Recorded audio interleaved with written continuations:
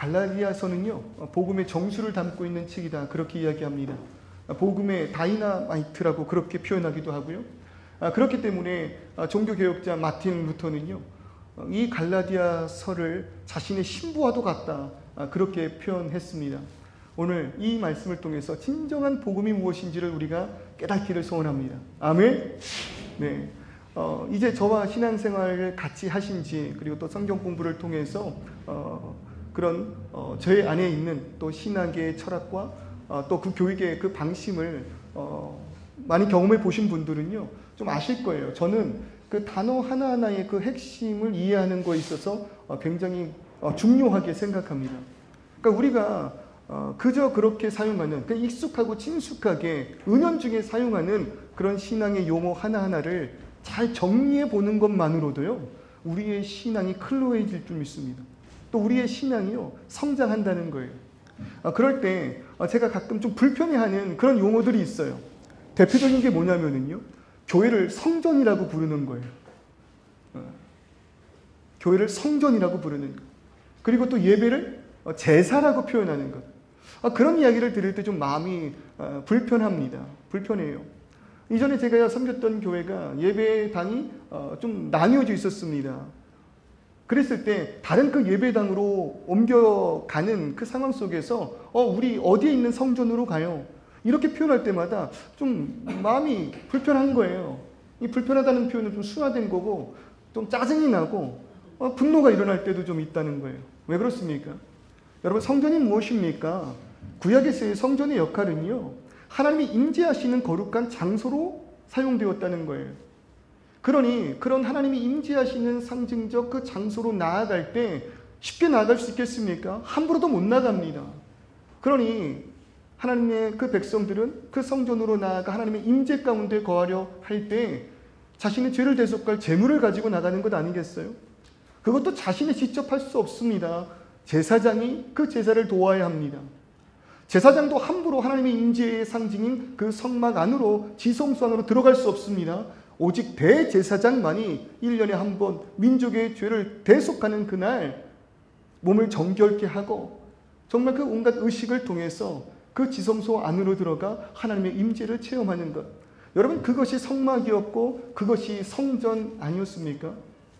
그런데 신약에 와서 그 성전은 여러분 다 아시다시피 예수 그리스도께서 우리들의 모든 대속 제물대사, 온전한 제물대사, 십자가에 못 박혀 죽으심으로 여러분, 우리가 그 성전을 통해서, 그 성막을 통해서, 어떠한 제사의 그 법을 통해서 하나님께 나아가는 것이 아니라 여러분, 오직 우리가 예수를 통해서 하나님께 나아갈 수 있게 된 것 아니겠습니까? 믿으십니까? 그러니 여러분, 그 상징적인 사건, 예수께서 십자가에 못 박혀 죽으시는 그 순간 지성소의 그 회막이 찢어지는 그 역사가 일어났잖아요. 이제는 예수의 그 온전한 제물로 인하여 그 다른 경로가 아니라 오직 예수 이름으로 하나님 앞에 나아갈 때, 또 그 예수 그리스도가 친히 성전대사, 여러분 하나님의 임재에 상징된 그 성전대사, 우리에게 성령 하나님을 보내주심으로 성령이 임재한 우리가 신약의 성전이라, 여러분 성경은 그렇게 증언하고 있는 것 아니겠습니까? 믿기지 않으시겠지만요, 여러분 내가 성전이라고 성경은 이야기합니다. 아멘이시죠? 하나님께서 우리 안에 임재하고 계신 거예요. 예수의 십자가의 은혜로 우리 안에 임재하고 계신 거예요. 그러니 우리가 곧 성전입니다.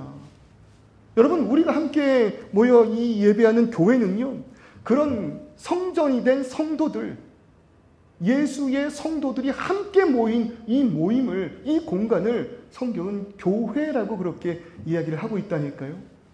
그러니 우리가 성전으로 간다? 여러분, 무슨 문제가 있습니까? 여전히 예수 그리스도의 십자가의 대속이 불완전하다는 의미 아니겠어요? 예배가 제사다라고 표현하는 것, 제사가 필요하다라는 것, 여전히 예수 그리스도보다 더 온전한 제물이 필요하다라는 것, 여러분 그런 의미 아니겠어요? 물론 우리가 그런 의도로 성전을, 그런 의미로 우리가 제사를 사용하는 것은 아니지만 그 용어가 주는 이미지 안에 우리의 신앙의 그 모습이 지배당한다는 것입니다. 여러분, 그러다 보니까 교회 안에서 이 예배를 담당하고 있는 목사가 뭐가 되는 거예요? 제사장이 되는 거 아니겠어요? 그러니까 그 목회자에게 순종하고 그 목회자의 말이 곧 교회의 법이라고 여기는, 여러분 그런 일들이, 그런 문제들이 여러분, 우리 교회 가운데 많이 일어나지 않았습니까? 여러분, 목사는요, 특별한 제사장, 대제사장이 아닙니다. 여러분 놀라셨어요? 저는 그런 존재가 결코 아니에요. 아니에요. 여러분, 가끔 대표 기도하실 때 또 설교하는 목회자를 위해서 기도하시면서 이런 표현 쓰세요. 우리 예수 그리스도의 종되신 우리 목사님께서, 이런 표현 쓰세요. 어떤 마음인지 너무 잘 알죠. 근데 저는 한편으로 좀 기분이 살짝 상해요. 왜 나만 종 만드는 것일까? 여러분, 우리 모두가 예수의 종 아닙니까? 우리 모두가 예수를 주로 고백하는 자들 아닙니까? 맞죠? 네, 그럴 때 여러분 저만 종 취급하지 마세요. 우리 모두가 다 예수를 주로 고백하는 주의 자녀이자 주의 종 될 줄 믿습니다. 순종의 모습 아니겠습니까? 또 가끔은 우리 목사님이 우리의 목자 되어서 뭐 이런 표현할 때 있어요. 여러분, 저는요, 여러분들을 인도할 수 있는 그런 목자가 아닙니다. 제가 아무리 열심히 한다 한들 여러분들은 저의 양이 아니잖아요. 내 양이 아닌 자들을 담당하는 자들을 성경은 사꾼이라고 표현해요. 여러분, 저는 어쩌면 최선을 다해 우리 성도들을 사랑해봤자요, 그 사랑의 크기가 사꾼 이상으로 넘어가지 못할 거예요. 정말 그러지 못할 거예요. 여러분, 저는요, 목자가 아니고 여러분과 동일한 양일 줄 믿습니다. 그럴 때 우리를 인도하시는 오직 한 목자 되시는 분이 누구라고요? 그건 예수 그리스도 한 분이라는 것입니다. 그러니 여러분, 목사를 너무 섬기지 마시라고 제가 누누이 말씀드리는 거예요. 근데 좀 찝찝한 마음이 분명히 있어요. 왜요? 그래도 목사님을 잘 섬겨야지. 내가 복을 받는데. 여러분, 개념이 잘못된 거예요. 저는 제사장이 아니에요. 대제사장이 아니에요. 주의 유일한 종도 아니고 제가 예수를 여러분께 소개하는 중보자가 결코 아니라 이것입니다. 여러분, 그럴 때 목사를 섬긴다라는 그 표현은요, 목사가 전하는 그 말씀을 인정하며 그 말씀을 우리에게 전하는 자로서의 존중을 이야기하는 것, 여러분 아니겠습니까? 그리고 그런 목회자를 여러분 섬겨주시는 이유는 다른 것 아니잖아요. 목사와 그의 가정이 그 교회 안에서 가장 희생하는 자들이기 때문 아니겠습니까? 여러분, 저와 저희 가정은 그럴 거예요. 최선을 다해서 주는 교회의 성도님들을 위해서 희생할 거예요. 집을 열 거예요. 오픈할 거예요. 자녀들에게 좀 미안하지만, 아내에게 좀 미안하지만 우리 성도님들과 함께하기 위해서 그런 자리를 마련할 거예요. 누구보다 일찍 일어나 기도할 거예요. 누구보다 먼저 와서 예배를 준비할 거예요. 부르시면 달려갈 거예요. 그 가운데 자녀들이 조금은 희생하는 그런 모습이 있다 하더라도 하나님께 맡기고, 여러분, 저희는 그럴 거예요. 그러니 그런 희생하는 목회자를, 또 누구보다 성도들을 사랑하는 장로님을, 권사님을 그 희생에 대하여 존중과 존경, 찬사를 보내는 것 여러분 아니겠습니까?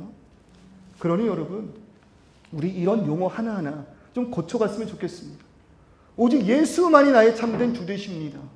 예수께서 이루신 그 모든 역사 가운데 더 이상 어떠한 성전이 필요하지 않고 우리는 성도들의 모임인 이 교회에서 예수를 통하여 하나님께 오직 영광과 감사와 찬미를 올려드리는 것, 그것이 예배일 줄 믿습니다. 제사함을 얻기 위하여 예배 오는 것이 아닙니다. 이미 예수께서 우리를 구원하셨습니다. 할렐루야! 더 이상의 죄사함의 역사가 필요 없는 거예요. 그럴 때 예배는 뭐예요? 죄사함 받은 우리가, 그럼에도 부족한 우리인데 너무나도 감격하는 마음으로 함께 모여 모든 존귀와 영광을 올려드리는 것, 그것이 여러분 예배일 줄 믿습니다. 제가 조금 격한 그런 심정이 있었던 것 같은데, 여러분 어쩌면요, 오늘 이 시간 우리가 묵상하고 있는 이 갈라디아의 말씀이요, 제가 지금 잘못된 그 용어를 들으면서 짜증과 그 분노를 느끼는 것보다도 더 큰 분노로 교회에 편지하고 있는 바울의 모습이 아닌가, 그렇게 생각됩니다. 여러분, 이 갈라디아서는요, 그 지역 지방 이름이에요. 바울이 1차 전도 여행을 할 때 피시디아, 안디옥, 또 이고디온, 또 루스드라, 더베와 같은 지역에서 교회를 세웠습니다. 그 교회들을 세운 이 지방이 지금으로 따지면 터키 중부 지역이라고 이야기하는데, 그것이 지금 갈라디아 지역이에요. 그 갈라디아 지역에 바울이 세운 그 교회들에게 편지한 내용이 갈라디아서라는 거죠. 근데 여러분, 일전에 제가 그 빌립보서 이야기를 할 때 바울의 그 옥중 서신에 대한 특이점을 말씀드렸잖아요. 뭐였습니까? 옥에 갇혀 있는 그 바울이 성도들에게 편지를 하는데 이해할 수 없는 행동을 했다고요. 뭐 했다고요? 감사했다고요. 하나님을 막 찬송하면서 너무 기뻐하며 옥중에서 편지를 쓴 것 아니겠습니까? 근데 갈라디아의 성격은 좀 달라요. 그런 친절한 바울의 모습이 없어요. 시작하는 그 순간부터 막 화를 내며 분노에 차 있는 그 모습을 나타내 보이고 있습니다. 이유는 다른 것이 아닙니다. 다른 복음 때문이었다는 거예요. 방금 말씀드렸던 것처럼요, 바울이 그 선교 여행을 통해서 많은 교회를 세웠습니다. 갈라디아 지역에서도 마찬가지였어요. 그럴 때 당시 이 예루살렘과 또 안디옥 교회에서는요, 그런 교회들을 또 계속해서 파송 교사들을 보내서 또 사도들을 통해서 교육하고 가르치며 그렇게 순회 설교, 순회 교육을 했었는데, 그런 과정 가운데 이 갈라디아 지역 안에 이전의 사도들과 그 선생들이 전한 복음과는 전혀 다른 복음을 전하는 이들이 있었다라는 거예요. 그게 지금 이 편지의 가장 큰 요지라는 것입니다. 아마도 다른 복음을 전한 이들도요, 마찬가지로 어느 정도 그 지역 안에서, 특히 그 교회 안에서 권위가 있는 그런 자였던 것 같아요. 그러니 사람들이 그 말을 기울이고 들었겠죠. 특별히 그들은요, 대부분 유대인 출신의 그리스도인들이었을 것으로 이야기합니다. 무슨 말이냐면요, 유대인, 꼭 유대의 관습에 익숙한 자들이 성령 충만함을 받은 베드로와 같은 사도들의 설교를 통하여 와, 우리가 죽인 그 예수가 진짜 나의 구원자 되시는구나를 깨달은 자들, 그래서 유대교에서 기독교로 개종을 한 그러한 이들 가운데 조금의 권위가 있었던 그러한 사람들이 바울과 사도들, 그리고 복음에 철저했던 그 선생들이 전한 말씀 외에 다른 복음을 전했다라는 거예요. 무엇이라고 이야기했냐면요, 이방인들이 예수를 믿고 하나님의 백성이 될 때 필요한 것이 있다. 우리 과거 그 유대의 전통 안에서 행했던 것처럼 뭐 하라는 거예요? 할례를 행하라는 거예요. 하나님께서 아브라함에게 언약을 주시며 이것은 나의 백성인 언약의 표야 라는 그 증거로 남성의 생식의 끝을 잘랐던 그 할례를 이방 백성들이 이 설교를 통해서 예수를 믿고 하나님의 자녀가 되려 할 때 그 할례를 행해야 한다는 거예요. 그리고 유대의 전통 절기를 지켜야 한다는 거예요. 더 나아가서 구약의 그 말씀대로 부정한 음식을 먹지 않아야 된다고 그렇게 이야기하는 거예요. 한마디로 율법주의자들의 그런 외침이었죠. 예수를 믿고 너네가 자녀가 되는 것이 참 좋다. 예수를 통하여 하나님의 백성 되는 것이 참 좋다. 그러나 그것만 있는 것이 아니라 예수를 믿는 그 믿음, 그리고 플러스 우리 유대의 전통 안에서 할례를 행해야 되며 절기를 지켜야 하고, 그리고 부정한 음식을 먹지 않아야 된다. 여러분, 이것이 무엇이 문제냐 할 수도 있겠습니다. 왜요? 할례 자체 그거 나쁜 거 아니잖아요. 이스라엘 민족이라면 응당 하나님의 백성으로서 할례 했어야 하는 것이잖아요. 그것이 아브라함을 통하여 언약하신 하나님께서 말한 백성의 표 아니겠습니까? 그럴 때 이 바울이 전한 그 복음 속에서 할례가 더해진다 하더라도 여러분, 뭐 어떤 문제가 되는지 잘 이해를 못할 수도 있다는 거예요. 왜요? 예수를 거부한 게 아니잖아요. 예수를 믿는 그 믿음이 분명 그들에게 있잖아요. 교회를 떠난 것도 아니잖아요. 그리고 그 안에 있었던 유대파 그리스도인들은 이미 다 할례의 그 증거가 몸 안에 있었잖아요. 단지 지금 예수를 믿는 것 플러스 할례만을 더했다는 거예요. 그 모습에 바울이 뭐한 것입니까? 분노한 것입니다. 이 갈라디아인 그 교인들이 예수 외에 다른 구원의 조건을 취득한 것에 분노한 것입니다. 아까 말씀드린 것처럼 교회를 성전이라고 표현하는 순간 예수의 구속의 그 역사가 부족함을 인정하는 꼴인 것처럼 오직 예수 외에 할례가 더 필요하다는 것은 예수의 구원의 부족함을 이야기하는 것 아니겠습니까? 예수 그리스도의 사역의 그 부족함을 완전하지 못한 것으로 이해하는 꼴이 되기 때문에 여러분, 이 복음에 대하여, 다른 복음에 대하여 바울은 분노하고 있다는 것입니다. 여러분, 왜 그들은 예수 그리스도 한 분만이 나의 구원자 되심을 사도들과 선생들을 통하여 들었음에도 불구하고 여전히 이런 그 관습 안에서 다른 그 행위를 쫓았던 것일까? 그런 문제들이 발생할 수밖에 없었던 그 이유를 생각해 보면은요, 여전히 지금까지 지켜왔던 그 전통을 한 번에 버릴 수는 없었기 때문이다. 여러분 이해해 볼 수 있지 않겠어요? 얼마나 철저하게 유대인들이 태어나 그 유대의 율법을 지키며 살았겠습니까? 그리고 그 의로움을 통해서 하나님께 나아가는 그 자신이 얼마나 자부심 넘쳤을까요? 한마디로 그 전통을 지키는 행위 자체가 여전히 그들 마음속에 남아있는 뭐라는 거예요? 선민 의식의 모습이라는 거예요. 그런 자들이 이제 이방까지 흩어져 외부인들, 이방인들과 함께 예배하려고 할 때 불편한 마음이 있는 거죠. 우리는 하나님의 백성으로서 아브라함의 후손으로서 이러한 전통 안에서 자라며 이런 선민으로서 택함받은 존재인데, 그래 예수 그리스도를 통하여 너희가 구원받은 것 오케이 인정한다. 그러나 뭐 하라는 거예요? 우리를 따라오라는 거예요. 우리와 같이 되어야 한다는 거예요. 한마디로 그 이야기를 하는 자신들의 그 삶의 권위를 인정해달라 하는 그 모습이 있었다라는 것이죠. 하나님께서 택하신 특별한 존재로서의 권위의식을 유지하려고 했고, 더 나아가서 자신의 열심을 나타내고 인정받고 싶었던 마음이 있지 않았나, 여러분 생각해 보게 됩니다. 여러분 실제로요, 우리 기독교 안에서도 이런 그 권위를 나타내려고 했던 그 모습들이 얼마나 많았는지 몰라요. 성경은요, 그런 모습을 가장 가증한 것이라고 이야기합니다. 종교개혁이 일어난 이유가 무엇입니까? 다른 건 아닙니다. 이 권위 때문입니다. 그런 사제들의 권위가 심지어 하나님의 말씀보다 위에 있고, 오직 하나님의 말씀을 해석하고 읽고 묵상하는 데 있어서 사제에게만 그 권한을 주었던 그 모습들, 하나님을 믿고 의지하며 나아가고 예수를 통해 하나님 앞에 선 우리 모두가 동일한 제사장의 모습이 아니라 저마다의 그 역할이 다른 만큼 권위가 다르다라고 이야기를 하며 하나님 앞에서 수직구조를 세워버리는 그 악한 교회를 심판하신 것 아니겠습니까? 그것에 대하여 우리가 개혁하며 여러분 개신교가 된 것 아니겠습니까? 그런데 여전히 여러분 우리 안에서도요, 하나님 앞에 나아가 예배하는 데 있어서 그 선민의식을 가지고 불편한 시선으로 남을 바라보는 순간들이 있다는 거예요. 담배 끊고 오세요. 담배 끊고 오세요.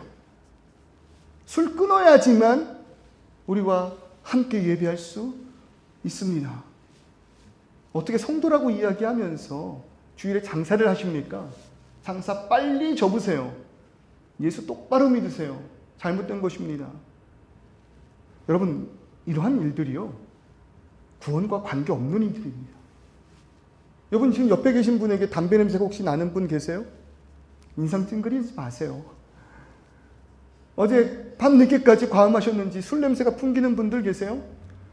여러분 의심하지 마세요. 그것이 여러분 구원과 전혀 상관이 없는 일이라 이것입니다. 여러분 구원은 무엇이라고요? 오직 예수 그리스도께서 나의 죄를 위하여 십자가에 달려 죽으신 그 사건, 그 역사가 나를 구원으로 인도하신 줄 믿습니다. 그러니 여러분 우리가 예수께 나아갈 때 그 다른 그 조건들을 세워서는 안 될 줄을 믿습니다. 우리가 얼마 전에 그 사마리아 여인을 구원하신 예수 그리스도의 그 모습을 보았습니다. 여러분 그때 사마리아인이 예수께 한 말이 무엇입니까? 당신들은 예루살렘에서 예배해야 한다고 하지 않았습니까? 그런데 내가 어떻게 사마리아인으로서 하나님께 나아갈 수 있겠습니까? 예루살렘 성전을 향해 나아갈 수 있겠습니까? 나는 이방인인데, 그것도 여자인데. 그럴 때 예수께서 선포하신 말씀이 뭐라고요? 영과 진리로 예배할 때가 오나니. 영과 진리로 예배할 때가 오나니. 여기서 말하는 영이 뭐라고요? 예수 그리스도의 말씀을 깨달아 알게 하시는 성령 하나님, 그것이 예수께서 말하신 영입니다. 그리고 진리는 뭐예요? 다른 것이 아닙니다. 우리가 말하는 진리는 오직 하나예요. 예수 그리스도. 그래서 요한복음 8장 32절, 여러분 35, 36절 말씀 보세요. 진리를 알지니 진리가 너희를 자유롭게 하리라. 진리를 알지니, 그 진리가 뭐래요? 억압된 우리의 삶 가운데 진정한 자유를 허락한다는 거예요. 그러면서 35절 이렇게 이야기합니다. 종은 영원히 집에 거하지 못하되 아들은 영원히 거하나니 그러므로 아들이 너희를 자유롭게 하면 너희가 참으로 자유로워지리라. 아들이 너희를 자유롭게 하면 너희가 참으로 자유로워진대요. 여러분, 그럴 때 이 진리가 자유롭게 한대요. 아들이 자유롭게 한대요. 동의어라는 거예요. 동의어. 진리가 곧 지금 요한복음 8장 36절에서 이야기하는 아들이라는 것이죠. 그럴 때 이 아들의 정체가 무엇이에요?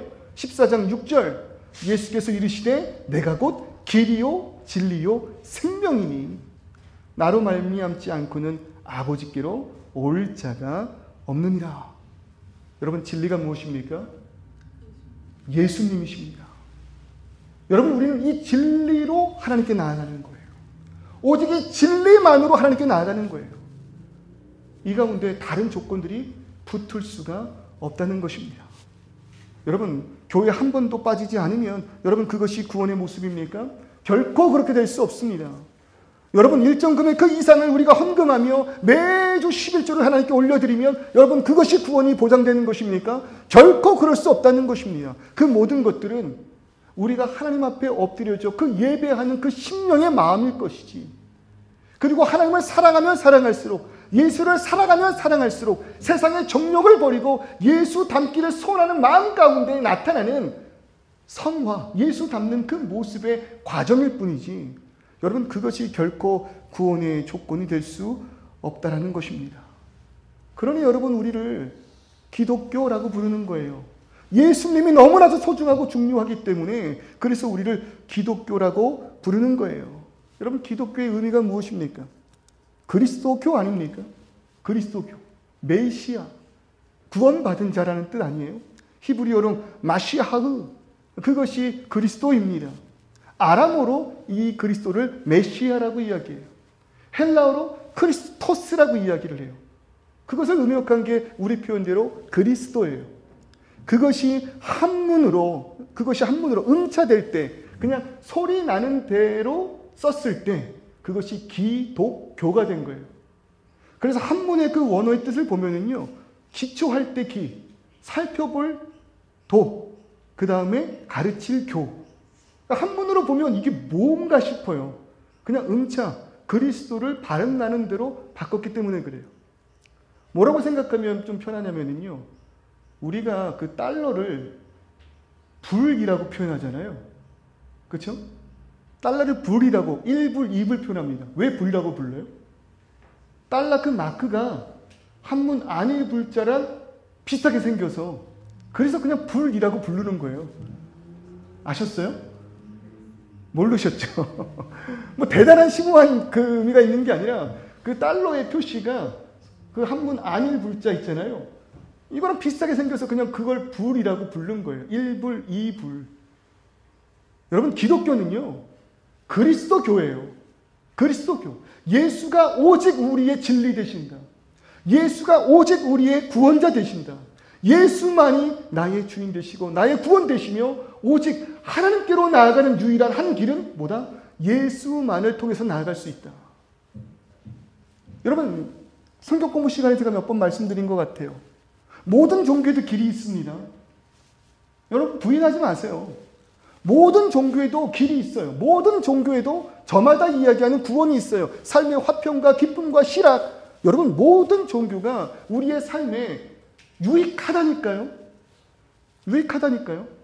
그러나 성경은 오직 우리들의 참된 구원이 범죄함으로 끊어진 참된 생명과의 연결, 그리고 그 영원한 생명이 오직 하나님이라고 말씀하실 때, 하나님께로 나아가는 길은 오직 뭐밖에 없다? 예수밖에 없다라고 성경은 이야기하는 거예요. 모든 종교에도 구원이 있습니다. 그러나 우리가 말하는 하나님께로 나아가는 구원은 오직 예수 한 분만을 통해서 우리가 나아갈 수 있음을 여러분 고백합니다. 아멘이십니까?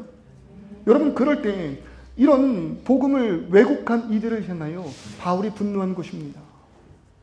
얼마나 여러분 이것이 분노가 컸는지 여러분 그 갈라디아서 편지를 그 쓰는 모든 내내 흥분해 있는 바울의 모습, 분노하고 있는 그 바울의 모습, 이전과는 다르게 감사가 사라지고 찬송이 사라지며 너희가 지금 너무나도 잘못하고 있고 6절의 그 말씀 보세요. 너희가 이 은혜를 떠난 것이 도대체가 이해가 안 된다. 너에게 이런 거짓 복음을 전하는 자들이 있다면 그들은 저주를 받을지어다. 여러분 지금 바울의 분노가 느껴지는 것 아니겠습니까? 여러분 우리는 도대체 어떨 때 분노하고 있습니까? 우리의 삶 가운데 무엇을 우리는 분노하며 삽니까? 한 주간 무엇 때문에 화내고 짜증내셨습니까? 그러나 우리 심령 속에 있잖아요. 이런 복음의 왜곡에 대한 분노함이 좀 있었으면 좋겠습니다. 여러분 지금요. 이 세상은, 지금 이 시대는요. 이 진리를 왜곡하는 시대예요. 저마다 우리의 그 삶의 그 모습 속에서 각자 다른 그 인권 안에 각자의 기쁨과 행복이 있음을, 그리고 그 진리를 향하여 나아가는 그 길조차도 각기 다른 그 길로 나아가 저마다 행복과 만족만 있으면 된다고 이야기하는 시대. 이 진리가 왜곡되어서 여러분 진짜 이 시대만큼 갈라디아 말씀이 필요한 시대가 없었던 것 같아요. 얼마나 여러분 그 교회 강단에서도 헛된 복음이, 만몬 신앙이, 기복주의가 선포되고 있습니까? 여러분 그러할 때요. 그런 헛된 복음을 전하는 자들의 심리를 여러분 잘 기억하셔야 돼요. 다른 것 아니에요.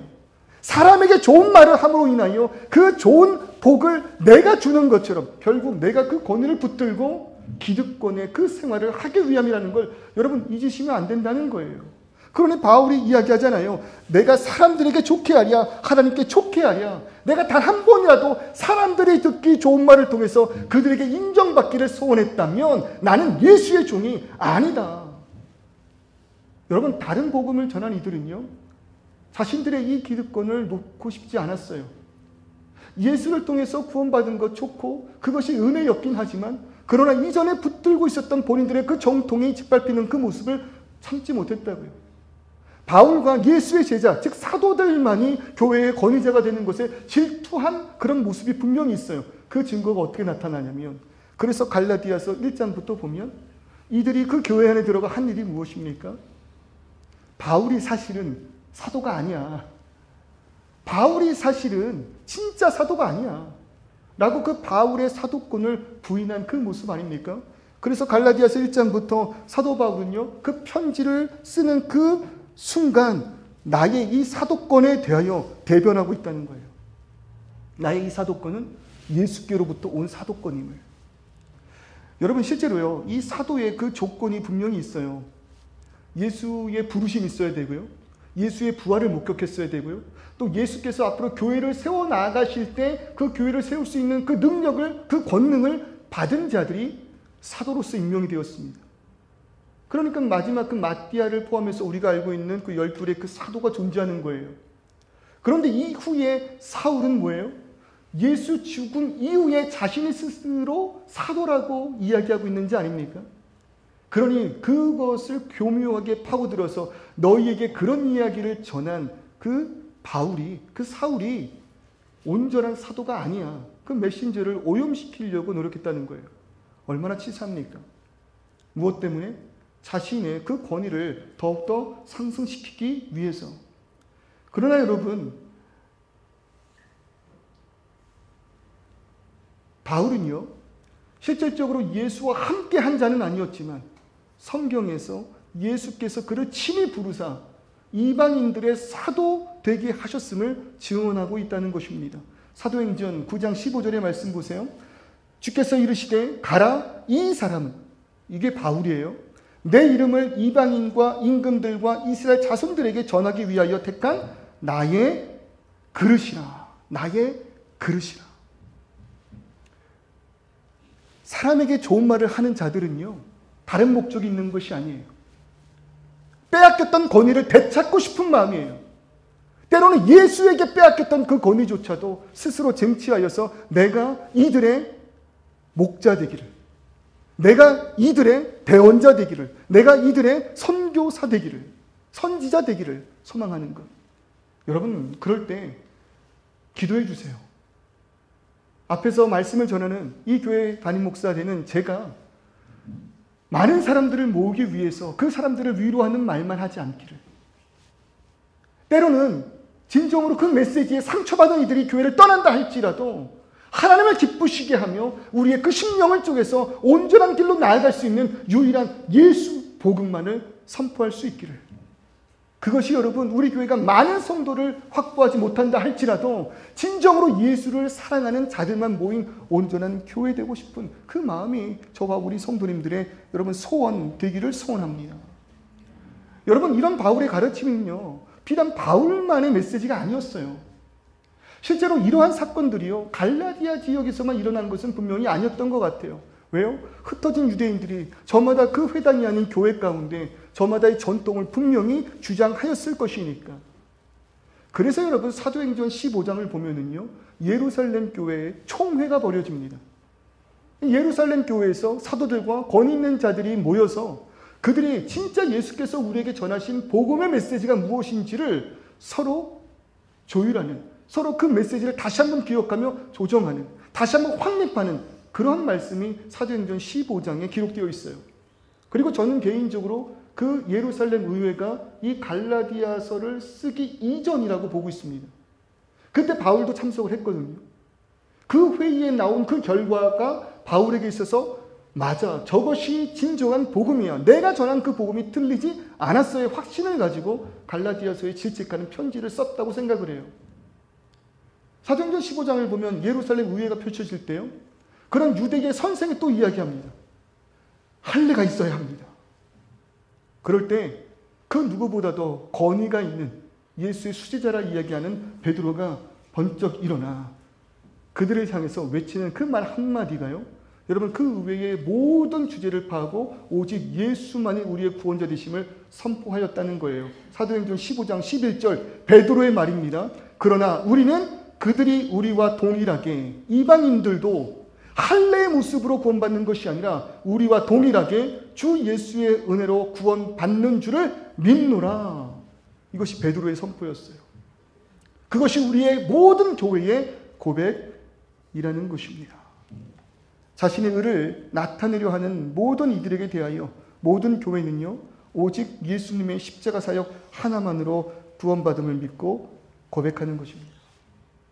그렇기 때문에 이런 점에서요, 기독교는 강한 종교성을 띠고 있지 않아요. 종교성을 띈다는 건 무엇입니까? 많은 의식, 또 행위, 그런 것들이 있는 것 아니겠어요? 더 나아가서 의식과 행위를 구원의 조건으로 여러분 삼으면서 고향 및 삼백석을 바쳐야 뭐가 된다고요? 눈이 띄어지는. 여러분, 그런 종교성을 가진 종교들이 참 많이 있잖아요. 그런데 여러분, 기독교는 그런 강한 종교성을 띠고 있지 않다는 거예요. 우리들의 예전이나 우리들의 그 삶의 모습을 통해서 내가 믿는 그 하나님이 어떤 분인지 그분의 위대함을 우리가 예배 가운데 일어났다 앉았다 하는 그 모습을 통해서 나타낼 뿐인 것이지, 여러분, 그것이 우리 예배 가운데 반드시 필요한 종교적 의식은 결코 아니라는 거예요.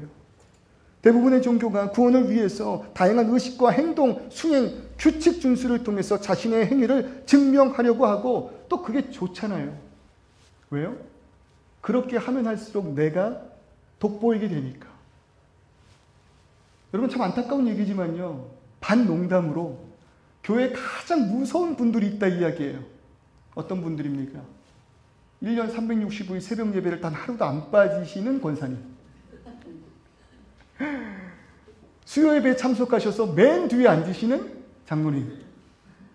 왜 그래요? 그것이 나의 신앙의 권위가 되어서 누군가를 질책하는 용도로 사용된다면 넌 너무 무서운 거 아니에요? 그리고 가장 불행하고 불쌍한 신앙의 모습 여러분 아닙니까? 대부분의 종교는 이와 같이 구원을 이루기 위해서 많은 노력을 하지만 여러분, 죄인된 인간이 구원을 위해서 무엇을 할 수 있느냐 성경이 묻고 있다니까요. 성경의 존재는요, 죄인된 인간인 내가 결코 어떠한 순간에도 스스로 하나님 앞에 나아가는 구원을 이룰 수 없다라고 이야기하고 있는 거예요. 영원한 생명 되신 하나님과의 그 분리는요, 우리가 그 망망대해 가운데 배에서 바다로 향해 점프한 그 꼴과 동일하다고 성경은 이야기하는 거예요. 그럴 때 바다에서 허우적거리는 우리가 어떤 의로움으로 인하여 나를 구원할 수 있겠냐 이것입니다. 내가 무엇을 한다고 그 망망대해 바다 가운데에서 허우적거리고 있는 나의 그 심령을 여러분 스스로 구원해낼 수 있냐는 거예요. 불가능하다고 성경은 이야기해요. 그것이 성경이 이야기하는 완전한 탓, 우리 죄인된 모습 아닙니까? 그저 우리는 뭐 할 수밖에 없는 거예요? 구조를 기다릴 수밖에 없는 거예요. 한탄하는 그 심령으로 구조를 기다릴 수밖에 없는 거예요. 그럴 때 이 땅 가운데 다가오사 십자가에 못 박혀 죽으심으로 물에 빠져 죽어가는 나를 건지신 그 예수, 오직 그 예수만으로 우리는 구원에 이룬 줄을 믿습니다. 그래서 갈라디아서 2장 16절은 이렇게 우리에게 이야기합니다. 사울이 율법의 행위로 의롭게 되는 것이 아니라, 사람이 율법의 행위로 의롭게 되는 것이 아니라 오직 예수 그리스도를 믿음으로 의롭게 된다. 여전히 오늘 우리들의 삶 속에도 다른 복음이 있는 것 같습니다.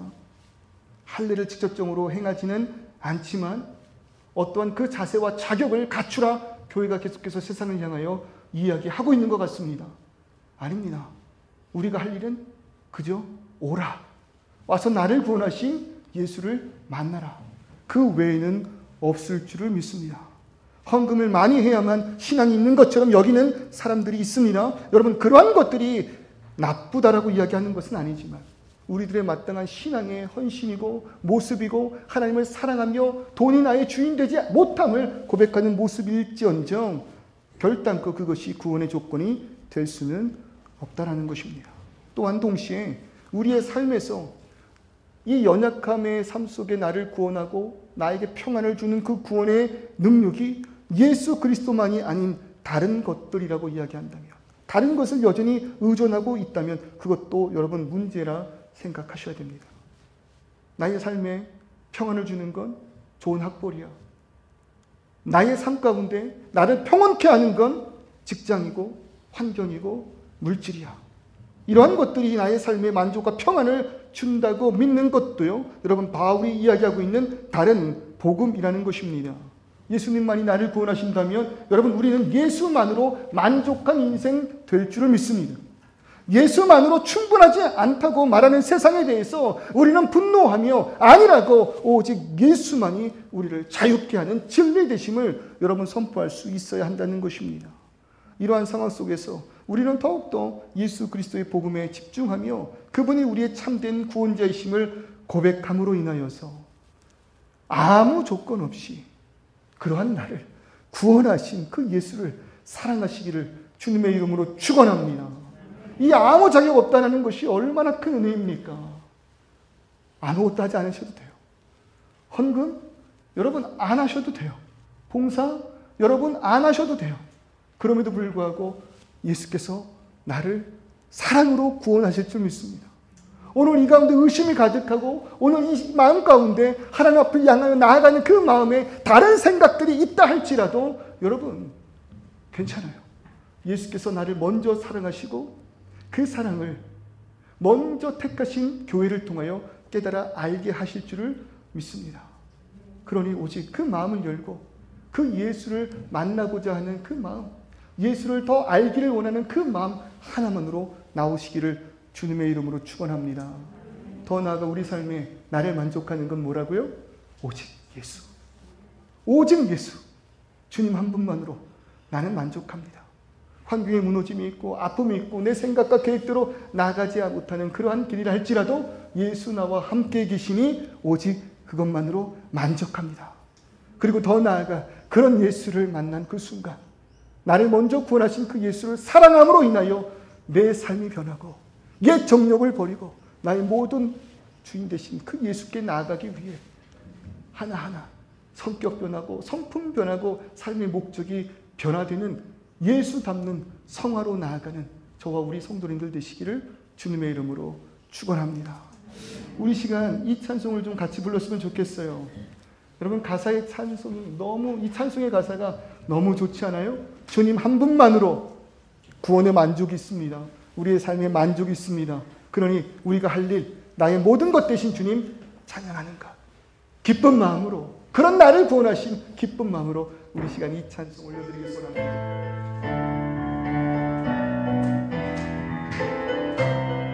주님 한 분만으로, 주님 한 분만으로 나는 만족.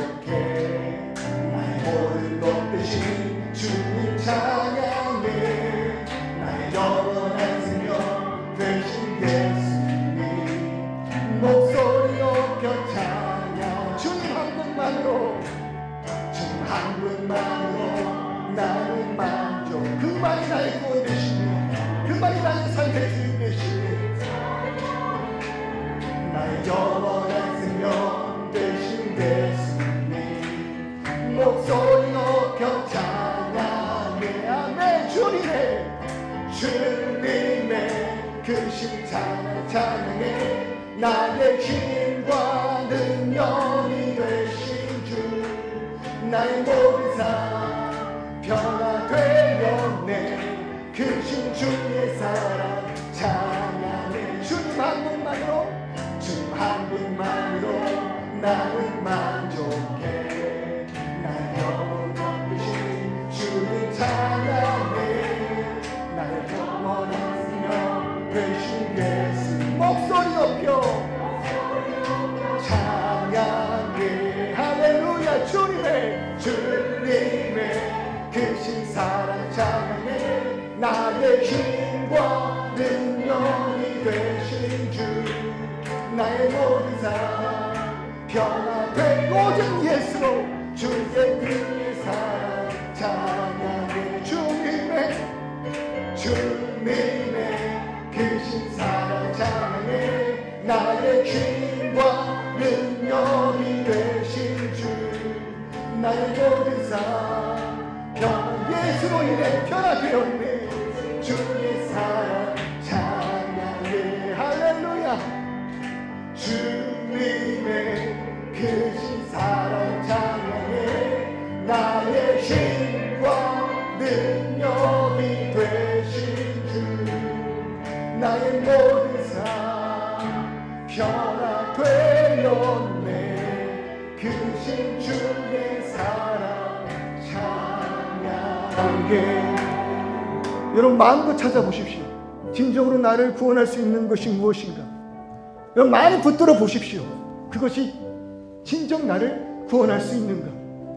여러분 나를 구원하는 것은 다른 복음이 아닙니다. 오직 예수 그리스도 한 분 되심을 믿습니다. 그러니 여러분 예수 믿으시기를 주님의 이름으로 소원합니다. 예수 만나시기를 주님의 이름으로 소망합니다. 예수 더 알기를 주님의 이름으로 축원합니다. 오직 그 말씀으로 예수께서 어떤 분이신지를 깨달을 때 우리에게 허락하시는 그 은혜, 겁쟁이였던 그 제자들이 예수 한 분의 그 복음을 들고 죽음 두려워하지 않냐고 세상에 나아갔던 그 담대함의 능력 여러분 취하시기를 원합니다. 아무것도 아니었던 제가, 자격 없었던 제가 나를 만나주신 예수로 인하여 모든 삶의 방향을 바꾸고 진정한 사랑을 가지고 예수 위하여 살고 싶다는 그 마음으로 이 땅까지 와 이 자리에서 성도를 섬기고자 하는 그 마음, 여러분 이 뜨거운 이 기쁨을 여러분 질투하셨으면 좋겠습니다. 환경의 무너짐 속에서 아픔 속에서도 나를 구원할 수 있는 것, 세상 그 다른 어떤 복이 아니요 오직 예수임을 깨달으시길 소원합니다. 이 시간 우리 기도할 때 아버지는 다른 복은 없습니다. 예수만이 나의 좋은 소식입니다. 다른 구원의 길 없습니다. 오직 예수만이 나의 구원 되십니다. 이것을 믿고 의지하고 나아갈 수 있게 하시고 이 예수를 내가 만나게 하여 주시옵소서. 동서로 기도하며 나아갑니다. 아버지 하나님, 아버지 하나님, 진리가 우리를 자유케 합니다. 우리는 영과 진리로 예배합니다. 아버지 하나님, 진리는 하나님의 자녀, 하나님의 아들이시고 아버지의 그 하나님의 아들은 아버지 하나님 내가 곧 길이요 진리요 생명이라 말씀하시는 나를 위하여 이 땅 가운데 오신 예수 그리스도이십니다. 아버지 하나님 이것이 나의 신앙 되게 하시옵소서. 이것이 나의 신앙의 고백 되게 하여 주시옵소서. 이것이 나의 신앙의 참된 고백이 되어 주님 앞에 엎드려지는 은혜 되게 하여 주시옵소서. 주님 한 분만으로 만족한 나의 인생 되게 하시고 주님 한 분만으로 기뻐 감격 넘치는 아버지 내게 되게 하여 주시옵소서. 우리 인생 가운데 어디로 가야 할지 모르는 아버지 하나님 방황이 그 많은 순간들이 있지만 아버지 하나님 오직 예수 한 분만으로 인하여 만족하고 오직 예수 한 분만으로 인하여 다행이다 외치는 우리 되게 하여 주시옵소서. 아직 예수를 나의 구주로 고백하지 못한 분들 계신다면 아버지 하나님 예수 만나게 하여 주시옵소서. 이 구원의 능력을 사먹게 하여 주시옵소서. 그것을 위하여 먼저 우리를 허락하셨사오니 우리가 최선을 다한 사랑으로 나아가기를 원합니다. 질책과 책망이 아니라 사랑이 넘치는 우리 교회 되게 하여 주시옵소서. 주님 이끌어 주시기를 소원하며 나아갑니다. 아버지 이끌어 주시옵소서.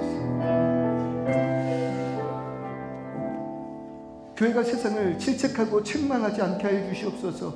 오직 예수의 사랑으로만 나아갈 수 있게 하여 주시옵소서. 왜냐하면 우리가 아무런 자격이 없기 때문입니다. 우리가 잘나서가 아니라 오직 예수 그리스도께서 조금 더 일찍 택하여 주신 그 은혜 하나만으로 우리가 그들에게 복음을 전하는 것뿐입니다.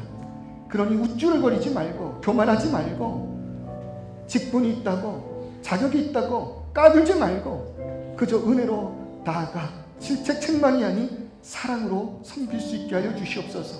우리에게 오직 사랑만 가득하게 하여 주시옵소서. 또한 우리 삶에 무엇이 나를 만족해 하고 있습니까? 무엇이 나를 오늘 이 순간 이 아픔과 절망에서 구원한다 고백하고 있습니까? 무엇 붙들고 있습니까? 바울이 분노한 것처럼 다른 복음 붙들고 있는 것에 스스로 분노하며 나의 신앙을 책망하게 하시고 다시금 말씀으로 돌아와 오직 예수만이 나의 만족 되심을 고백하는 우리 모두 되게 하여 주시옵소서. 예수님의 이름으로 기도드립니다.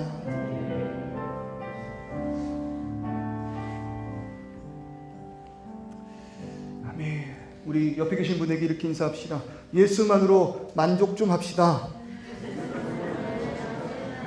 네, 그 모든 게 더 필요하겠습니까?